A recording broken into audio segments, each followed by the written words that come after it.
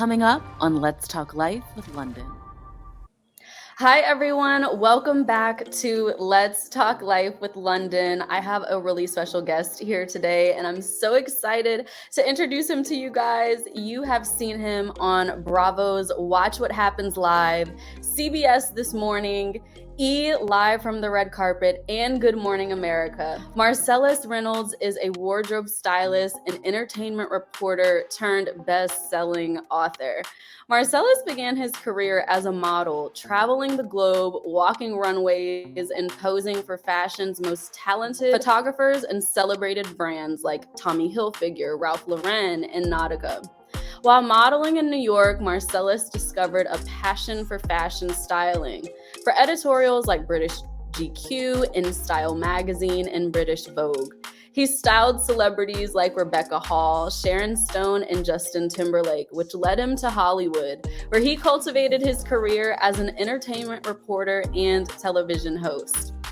With the publication of Supreme Models, Iconic Black Women Who Revolutionized Fashion, and Supreme Actresses, Iconic Black Women Who Revolutionized Hollywood, Marcellas has added best-selling author to his expansive resume.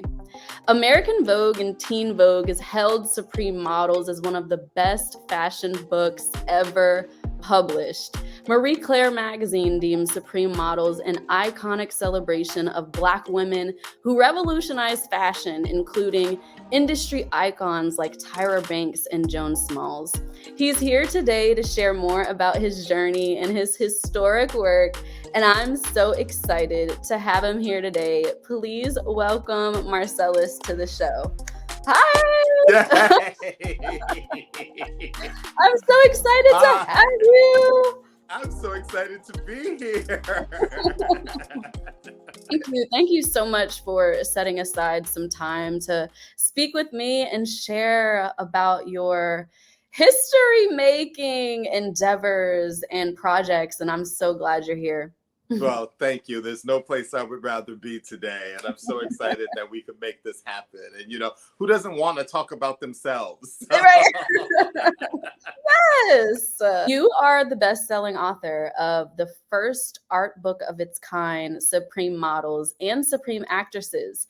It's a book series that is exclusively devoted to celebrating iconic Black women who have revolutionized Hollywood and the industry, really. So I'd love to hear from you about what inspired you to cultivate and publish this book series. And I'm sure you're going to share with us later, but you have even more plans. Hustlers hustle, honey. So there you go. There you go. I always have an idea. I'm always working like some other angle. Mm-hmm. For me, the books I write now are for like 10-year-old Marcellas. Mm-hmm. They're for like that child that was really inquisitive, that really wanted to see how people got out, to see how people got better, to see how people got rich, to see how people got famous. Yeah. I grew up on the south side of Chicago. I was the little gay kid, so I was horribly beaten and bullied. We were poor, so images of Black people that were really doing things were super important to me. Yes. So magazines like Ebony and Jet, because my grandmother had Ebony, Jet, and she had Black Enterprise in her house. Yep, same. and I read those magazines from cover to cover. And I devoured all that information. And my mother was like kind of a fashion girl. She was always like dressed to the T, and always had her hair and her nails done. We couldn't afford to eat, but Clarice was getting her nails done. Anyway, I was coming home on Fridays with a freshly done, look. And no, we weren't that poor. Let me tell the truth. But, there were times where we were poor. But what was interesting about that is I watched my mother really figure things out, really figure out that how she was living kind of boyfriends and ex-husbands wasn't working, and she like went back to school and got her and went to nursing school and became a nurse. And then that brought money in, and that sort of changed our circumstances. And so to see somebody through the power of education change their lives. Wow. And then she decided that she didn't want to be a nurse anymore. And so she became an orthopedic tech. She literally went back to school and learned how to set broken bones. And there was like this sense of pride there that like really like I saw firsthand. I saw somebody go through this catharsis. And that coupled with this idea of like really wanting to like figure my own life out, be successful in school, be successful outside of school, be successful in my life, knowing that I didn't want to live on the South Side, knowing that I didn't want to be poor. That sort of showed me that there were women out there that could do it, that were women out there that were figuring it out firsthand by themselves. And it also gave me this knowledge for how other stories of other people did it. And that's really where this reverence for history and this reverence for stories came from. I'm so glad you shared that, honestly, because I feel like when we're in something or when we're in the thick of something, we don't really understand, or maybe we can't even see it from a perspective of the bigger picture. And I'm sure little Marcellas didn't understand the magnitude of what you needed to go through and what you needed to experience and see to now be able to share stories and seek out the information and seek out the answers to build out your career what it is today. Like, you needed to go through and experience what you did at that time, whether it felt good or not, to be where you are today. And I love that you shared that. You know, I think that's a lesson that's applicable to these times. Sure. Right. I really do. You know, we're seeing, post-COVID and post the pandemic and the protests. Now we're seeing in cities like LA, and we're seeing in cities like Chicago, and we're seeing cities like San Francisco, where there's like all these smash and grabs, where there's all these people breaking into cars. And you think, where are you in your life that it's okay for you to steal from Peter to pay your Paul? That's not okay. And I think that books like mine and stories like mine and stories of the women that I'm celebrating, read those stories, because those women weren't resorting to that. Is something that you stole from somebody else worth it? The ingenuity that you're putting towards being negative, bad, a criminal, or whatever, put that energy towards doing something positive in your life. Going back to school like my mother and figuring that out. Getting a real job and finding the pride and the joy in that. You know what I mean? So, I mean, I know that that's as simple as that symbolizes a bigger societal issues, but when you're walking into like Louis Vuitton, stealing a bunch of Louis Vuitton bags, it's like, are you stealing that bag because you want it, because you want to floss? You're flossing stolen merchandise. Where's the joy in that? Isn't there more joy in being like, I worked for it to get it? These stories, I think, tell when you're telling stories about Black women in fashion, where fashion didn't even acknowledge that Black people existed in advertising. And they would take Black dollars, but didn't believe in Black representation. When you're telling stories of these Black actresses, who somebody like Josephine Baker, who was born in poverty, or Eartha Kitt, that was born in poverty, like just on the other side of American slavery, and somehow managed to do it, managed to become international superstars. If they can do it, we can do it. Maybe we can't become international superstars because I cannot sing or dance, but we can do it. We can do. You apply those same theories to any part of your life. Right. You mentioned a little bit earlier that you still, despite all of your accomplishments and everything you're currently doing, you still hear the voice of doubt. You still hear the voice of what you can't do or what maybe you're not qualified for. How do you work through that? Because I think too many times when we're on the outside, when we're not there yet, it's so easy to be like, okay, once I get this, once I get there, once I accomplish that, once I do X, Y, and Z, everything's gonna get better and I'm never gonna hear these voices again. I'm not gonna doubt myself anymore. I'm gonna be rich and famous and everything's gonna be perfect. How do you work through that? Because that's a real thing that it's not talked about enough. Okay, let's deconstruct that. I think that you growing up Black in the world, we Mm-hmm. grow up with this idea of we're not as good. Yeah. You're told that. Our histories are not told. Our Mm-hmm. histories are not exalted in the same manner in which white culture chooses to exalt theirs. Yeah. We're taught from a very young age that we have limitations on who and what we can be, Mm-hmm. that we shouldn't, that our dreams of more are not as valid as the dreams of other people. And back in the day when I was young, the only images really of Black people you would see would be on the news where you saw Black people in handcuffs. Mm. And when you did see white people who had been arrested for something, you saw them in the trial process. So you Right. saw them in a suit going to Mm-hmm. court, dressed up, you know, but you Yeah. didn't see them in handcuffs in the same way you saw Black people. I Mm-hmm. still grapple with this idea that Black people are monolithic, right? And that Mm-hmm. if one Black person does something, every Black person does it. So you Right. walk into these rooms where you're the only Black person. Mm-hmm. And still to this day, I walk into these rooms where I'm the only Black person. And I'm like, am I welcome here? Am I Mm-hmm. supposed to be here? Am Mm-hmm. I going to fall into this trap of, oh, I'm special and therefore I'm here? And if Mm. another Black person walks into this room, they're competition for me. Why do Yeah. Black people only think other Black people are competition for them?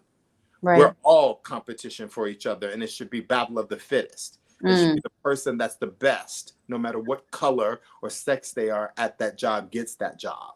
That that is honestly so powerful, and that mindset has gotten you to where you are now. Like a lot of people have the talent, a lot of people have, the abilities, but it's really the mindset that gets you there. And speaking of that, you started your career as a high fashion model, and then you branched out into celebrity styling, entertainment reporting. Now you're making history with this prestigious book collection. And I am inspired by the pivots that you've made in your career. And maybe you tell me, they may not seem like pivots to you, but I think to speak to your point earlier, where a lot of times I think society, especially in our community, makes it seem like you go to school, you be this one thing, and then till the end, you're that one thing, and you can't evolve, you can't shift into anything else and use your passions and your gifts in all aspects of your life and as you evolve. So can you tell me a little bit more about how you made these pivots, and did they feel like the next best steps for you? Did they feel like they were organic when you transitioned, or did you feel like you almost had to reinvent yourself? Especially people of color, we grow up thinking you go to school, get out of school, you get a job, you work that job, you put money away, you work that job for like 40 years until you retire, and then you live off your retirement and you live off of your pension, and like Exactly. that's that. But what happens if you aren't the person that gets that job? What Right. happens if you're a freelancer? What happens if you are like me, who wanted to be an actor? Even somebody who is super famous is not famous forever. Tom Cruise Right. is not going to be, well, I don't understand Tom Cruise because he is perennially famous. Like he'll go away and come back with Top Gun Maverick, and all of a sudden is the biggest actor in the world again. But even people that are super famous, think about all the actors who were like so big in like the 80s and the 90s, and they have that one role and then it doesn't happen for them. Like, what do they do Right. after? You have Right. to pivot. There is a progression. For me, the progression was when I slowed down as a model, I became a stylist. I didn't really Mhm. love fashion styling, but I was successful at fashion styling. So I had to figure that out because money always has to be coming in. And Right. as you're doing something, you're meeting different people and you're becoming a different person. Your Mm. desires are changing, your Right. dreams are changing. And so I'm always chasing the dream, right? And the Right. dream changes as I get older. The dream changes As I achieve one dream, a new dream is spawned. Mm-hmm, You know what I mean? So as I was like a fashion stylist, then became like this TV reporter and entertainment reporter and this talking head, then people would say to me, you know, do you have an idea for a book? And I mm-hmm. knew I wanted to write a book because I was the kid that devoured books growing Right. up. I I revered books growing up. For a great part of my childhood, my books were my friends. When you can't walk Mm-hmm. outside because the world outside is difficult and you're at Right. battle with the world, you sit your ass in the house. Who are your friends? Your grandmama who takes care of you while your mama at work, your Mm-hmm. books and Yeah. television. You know Right. what I mean? And I Right. devoured movies and film and da-da-da. So I was gonna fall into that at some place in some way anyway, because I sort of romanticized the images that I saw on television and in movies, you know, and the Mm-hmm. lives that I saw lived in books. Right. So it's not so much, my life hasn't been about pivots.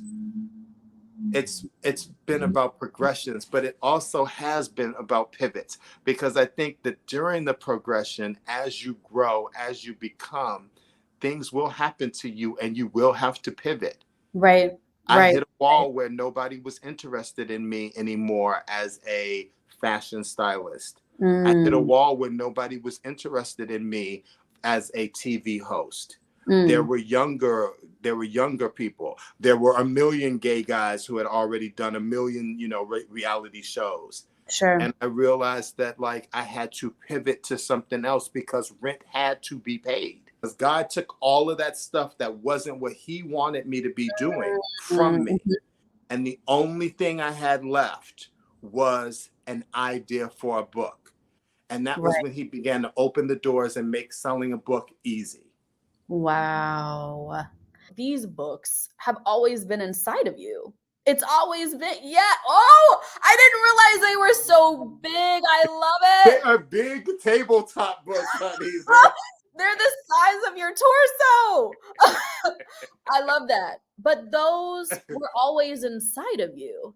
And he said, I'm going to get you to a place where you recognize who you are. Because if you don't know who you are, how can I get all this other stuff that I need to pull out of you? And I love that you also mentioned about progression, because I think too a part of kind of like giving God what he wants to see out of you is almost kind of like grieving the past and grieving what you thought was gonna be. And he's like, you got to let go of that and also grieve it, because what I have for you, if you really just let it go, is so much better, so much greater. So, you know, You know, it's so funny because you when you're in entertainment, you always feel like the clock is ticking. There always somebody yeah, like cuter, taller, younger, buffer than you. You yeah, always feel like if you ain't made it by the time you turn, like honestly, if you ain't made it by the time you turn 35 or 40, you're over. So you need to figure out what to do next, right? yeah. That's entertainment, that's modeling, that's fashion, that's everything. There's no space for like someone that's older, right?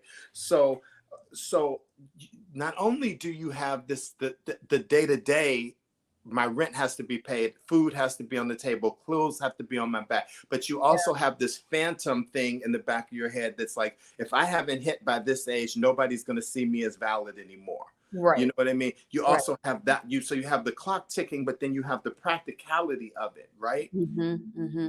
And I hit a wall where literally someone actually, okay, I'm just gonna tell this story because what the fuck, use my language. um my biggest client as a stylist Mm-hmm. went under, owing me tens of thousands of dollars. I Mm-mm. was pulling down just from that client almost $100,000 a year. So when Wow. that client went under, it was like, what am I replacing that 100 grand a year with? Right, Right? right, Because bills still have to be paid, food still has to be on the table, you know, rent, the lights still have to be on, blah, blah, blah, blah, blah.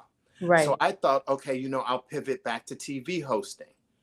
I tried to audition for Queer Eye for the Straight Guy, the new reboot. Okay. That company, who knows me because I was a finalist for the original Queer Eye and I was a finalist for the spinoff, which happened and it got canceled, knew who I was. They came back to my agent at the time, and they actually said he was too old. Wow. And my agent actually told me, they said you were too old. Wow. I'm over here desperate to work. I'm over here desperate to live. And it is not lost on me that the biggest success I've had in my career, to me, right. It doesn't matter who is looking on the outside. The biggest success that I have had in my career is what I'm having right now. And it's not lost on me that it's through telling the stories of these Black women. I want to dive a little bit deeper into what readers can expect to see, feel when they flip the pages through these books. Well, here's the thing: when you're the first at something, right? It's like it wasn't there because, again, we as people of color cannot wait for other people to exalt us in the way that they exalt each other. There's a million books out there that exalt white culture, that exalt white Hollywood, that exalt white models. There was a book that came out. It was called Vogue Faces of Beauty, or Vogue Faces of Fashion. It was the British Vogue book. Okay. And as somebody that's always loved models since he was young, that looked at Ebony and looked at Essence and saw photos of Pat Cleveland and Beverly Johnson and Iman, and was like, oh my God, that had this reverence for the Black woman and her beauty and her splendor, that actually went to the Ebony Fashion Fair fashion show with his grandmother and saw women on the runway twirling and looking beautiful in the couture, darling. So like that was kind of ingrained in me. I got this book and had become a model and had worked with like top designers and had worked with top models and knew the fashion business.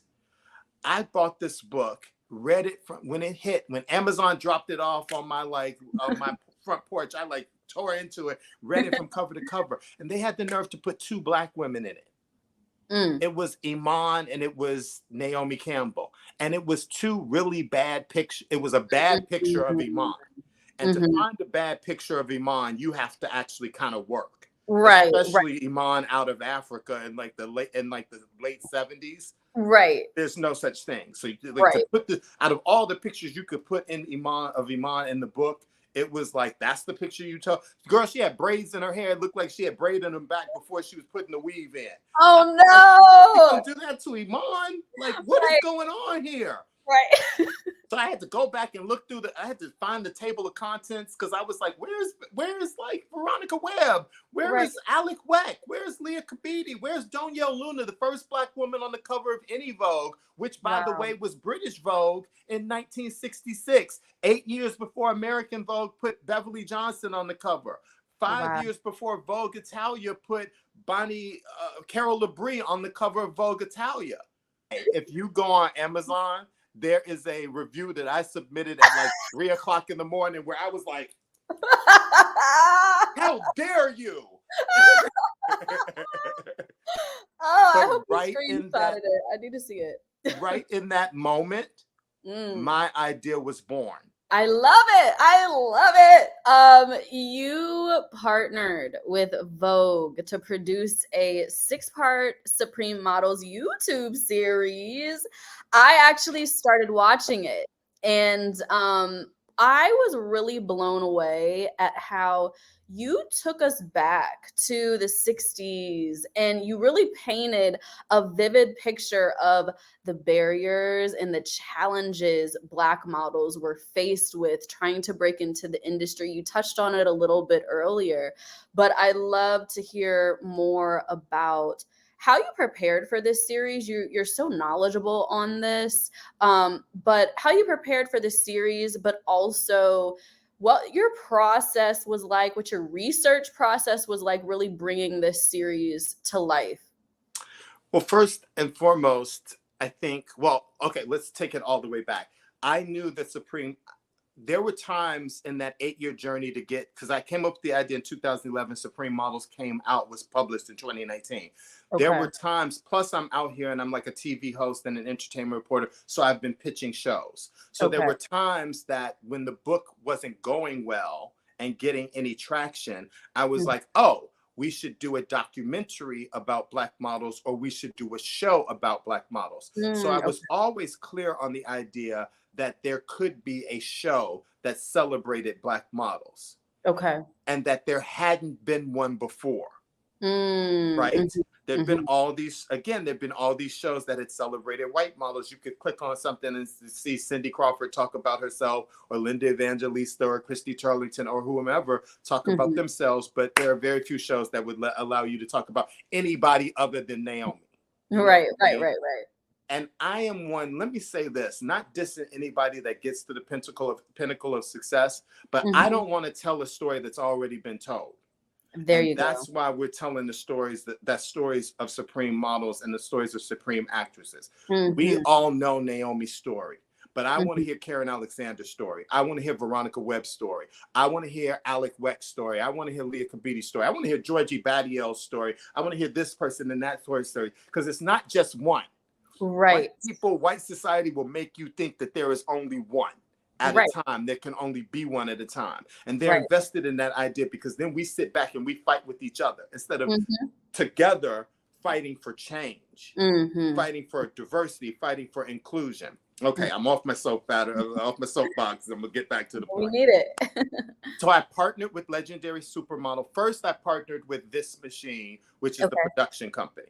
Okay. Right. And they had this amazing CV. They knew fashion. They were very connected. RJ Cutler, who is the owner and creator of that production company, has many beautiful documentaries that tackle many. It was very important to me that whoever I partnered with was a diverse company and had produced things that were diverse. Yes.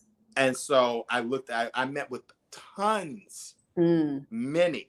And everybody wanted to work with Supreme Models. I think I met with like 18 different production companies, and out of 18, there were 2 that passed on it. And it was because they didn't think that they could do it justice. Right. So it wasn't because they didn't think that it was a valid show idea. It was because they didn't think that they were the production company that could do it. Thank you for passing. But please watch my show when somebody else picks it up. So then it was This Machine's idea to partner with the model. One of the principals in This Machine had worked with Iman. I sort of knew Iman in passing. You know, Iman knew about the book. She had done a beautiful post about the book. They went to Iman, and Iman was like, how are we going to tell this story differently than anybody else has? And they were like, you know that there's never been a documentary devoted to Black models. And she's like, what? And they're like, no, there's never been one. This would be the first. And she was like, oh, I'm in. Like, let's go if this is the first. So once you have legendary supermodel, actress, philanthropist, wife of David Bowie, mother, you know, once you have the super of all supers involved, that made it much easier to sell. And then we pitched it to every streaming service out there. Wow. And it came down to, we had a lot of offers, and it came down to YouTube. And I personally was very interested in the idea of YouTube, because I want my work to be seen by as many people as possible. Right. I want this to have the biggest impact that it can. That is why these super expensive, like you said, big ass art books are only $50. Wow. You know that an art book of this quality could be like easily $100 or more. You know, the Rihanna book was like $200. Right. Naomi's got a book out there that was like $1,400. My publisher and I made the conscious decision to make these books, to keep these books as inexpensive as we possibly could, while maintaining the quality of these books, so that little Black girls could walk into any bookstore in the world and see a book presented on a shelf next to beautiful books about other things and other cultures and other people, and see themselves represented as beautifully or more beautiful. Mm-hmm. Mm-hmm. And I felt the same way about partnering with YouTube. It's Mm-hmm. not behind a paywall. Right. It's not something we hear every day. Watch this series because YouTube is shelving it, or this series got canceled, or blah, blah, blah. That documentary, all 6 episodes, is going to be sitting there for anybody who wants to see it as long as there's YouTube. Yeah. And that was immensely important to me. Okay. Mm-hmm. And now 8.2 million combined streams later. Woo! There you go. It makes all that journey, all that process, and I'm sure all the tears, blood, sweat, and tears worth it. And so that's a really, really inspiring and encouraging message for me, and I'm sure for other people. What is the most influential lesson you've learned from Black women? Oh my God, so many.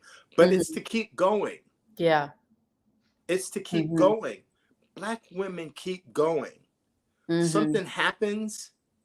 First of all, anytime anything happens, it's the Black woman you turn to. Anytime something goes wrong for me, I call my mama. Right. Anytime something goes right for me, I call my mama. You know what I mean? And they either celebrate your victories or they put you back together in your defeats. They prop you back up. So Black woman keeps you going. You learn to keep, in the face of adversity, in the face of pain, in the face of heartbreak, you learn to keep going. Bills have to keep paid, lights have to stay on, you have to get back up, and you have to keep going. That's what I learned. That's what this book is about. Nobody is famous. People act like fame is this place that you get there and you get to stay there. Nobody is famous forever. Hell, nobody is actually rich forever.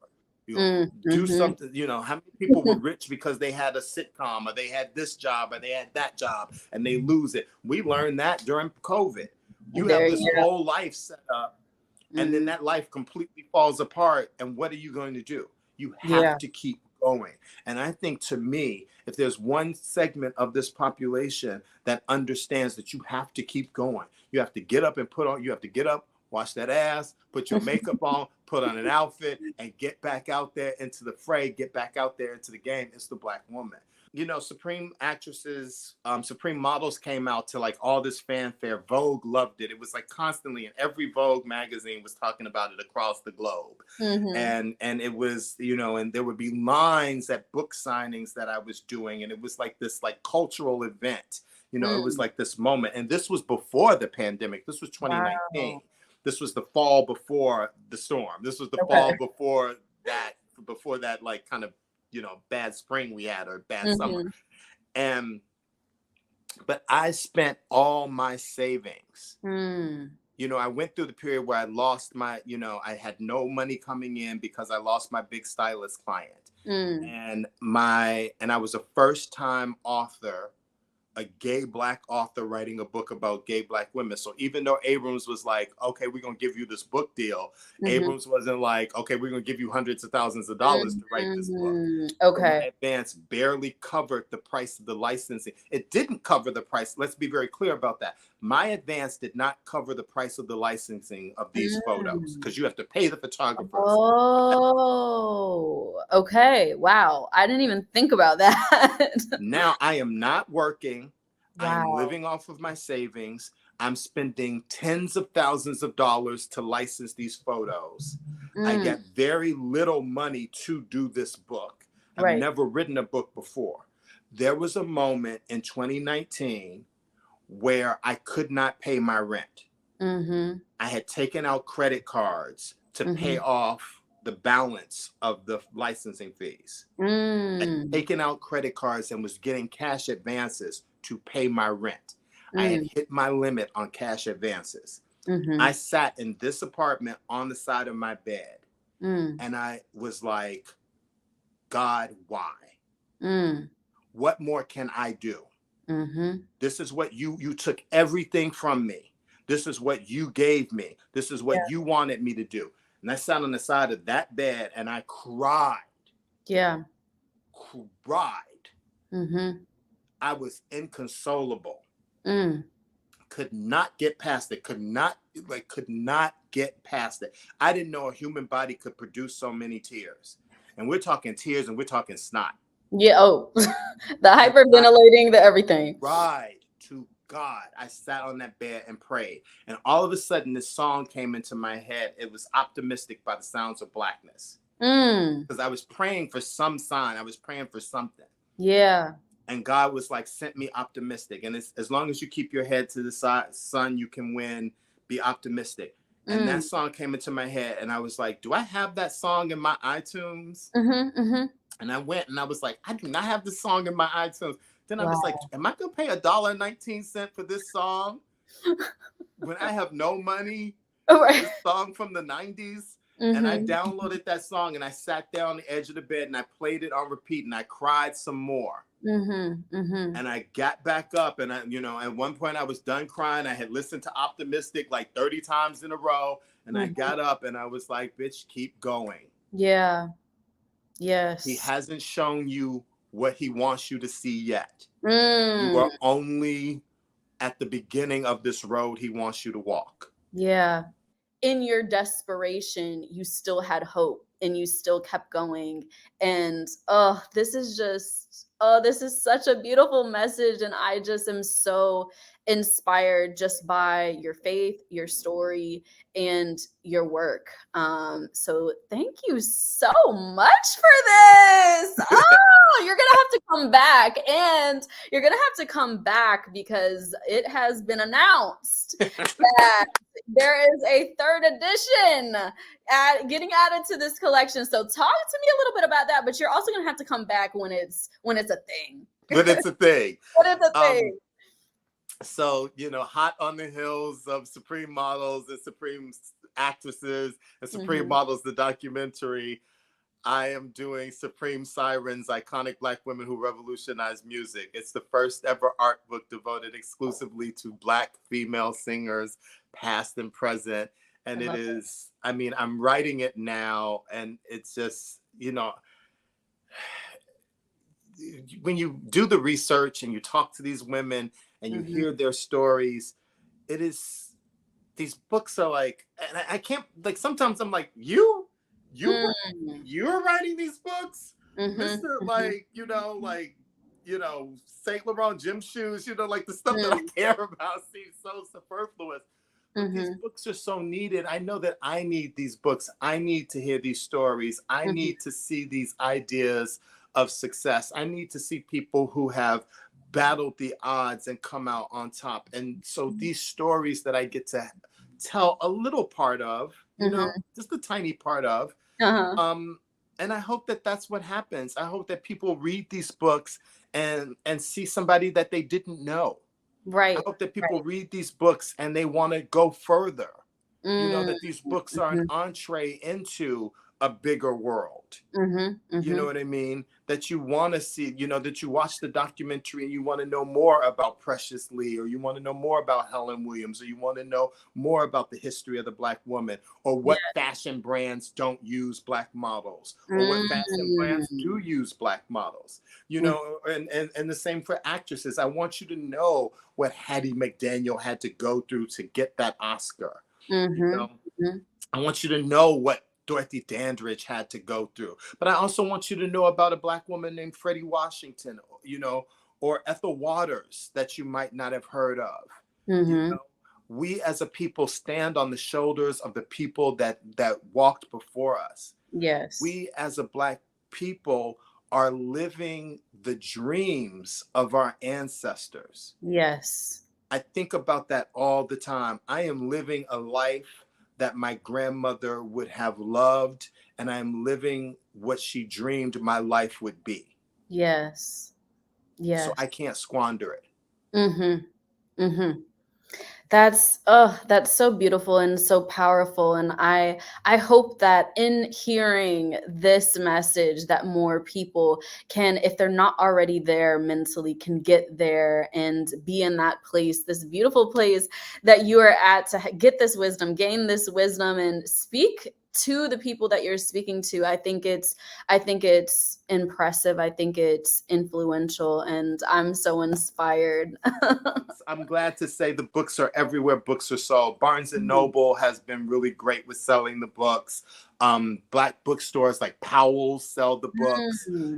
There's a store here in LA called Reparations Club that has sold many books. But then there are legendary bookstores like Book Soup on Sunset Boulevard, which the first time I saw the book on the shelves of Book Soup, I cried. Because for years I would go into Book Soup and buy books or just walk around if I happened to be on Sunset Boulevard, killing time between auditions. And so the fact that Book Soup has been they've been so great about the books. Like they're always in the window. They always suggest them. They always, awesome. I've had multiple book signings there. And so I want people to go to their neighborhood bookstore and buy it at their bookstore. And if their bookstore doesn't have it, you're helping me by telling that bookstore that you want to buy it there, because they might not know about it. And they'll go, oh, this beautiful book, I don't know about it. I'm going to order one for you. Why don't I order 4 for the store? Yes. And so it pays, it moves it forward. And so, of course, I want you to buy it from bookstores, because bookstores are in danger now. People aren't going to bookstores in the way that they used to. But, of course, if you have to, get it at Amazon. Order Amazon. If you order it before 12 o'clock, it's at your door the next day. Tomorrow. I love that. And where can viewers follow you, support you, and keep an eye on what's coming next? I'm only on, I'm kind of on TikTok, but I don't love TikTok. Yeah. I'm old, so I don't love TikTok, and I don't love the Twitter. As people say, the Twitter is just a cesspool for hate. But I'm on TikTok and on Twitter. But I really spend a lot of time on Instagram. So I'm like there reeling like everybody else, but it's Instagram.com/Marky Mark. Marky like name and lights. So MarqueeMarc. Marky Mark. Awesome. And I'll link all of this below. I'll also link your book directly so people can check it out and purchase. I had such a great time talking with you and hearing your wisdom, and you have to come back. And I am watching, I am supporting, I'm clicking, I'm double tapping, I'm liking and subscribing. I'm doing all the things because I love watching you. So thank you so much for taking the time to speak with me and our viewers. It was an honor. Thank you so much for asking me. Thank you so much for tuning into this episode of Let's Talk Life with London. Make sure you follow, like, and support everything that Marcellas is doing right now. And I hope you enjoy and check out Supreme Models and Supreme Actresses. Thank you so much. Until next time.